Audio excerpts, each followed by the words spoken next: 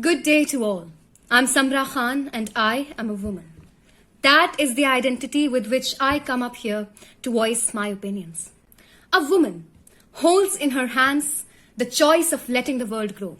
She holds in her womb the strength of many great women and men. She is the essence of life. She is life indeed. And I say she deserves to be treated the best. She deserves to have a roof over her head that belongs to her, and one that she doesn't have to earn each day by proving to be a good mother or a good wife. I feel pity for those who still, after all these years of protests and movements and pleas, fail to understand the value of this exquisite marrow of life. For men, a woman is, and I quote, "pair ki juti." For mother-in-laws, she is just a servant and slave to her reflections of what she has been and endured her whole life in her affinal home.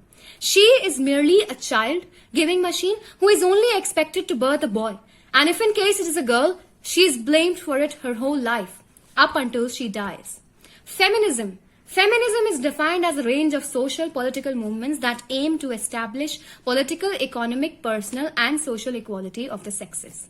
While a man is considered the ruler, the leader, the decision-making entity of the house, a woman in rural India is just a homemaker. Now, after many years of struggle, terms have changed. Village girls can go to school. They can at least breathe a little.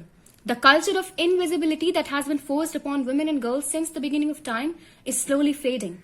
But its marks haven't totally vanished from this rough cloth of society.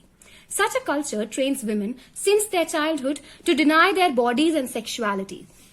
It discourages them from having a voice and identity and forces them to not exist, or exist just in the background as someone socially unimportant and undeserving of love and a voice.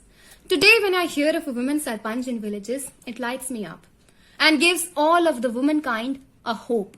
But what hurts me is the fact that rural women in higher places have been trained all their life to consider women as unimportant, so they cannot help them fight against the system of patriarchy even if they wanted to. For example, Navdeep Singh's NH10 deals with honor killing.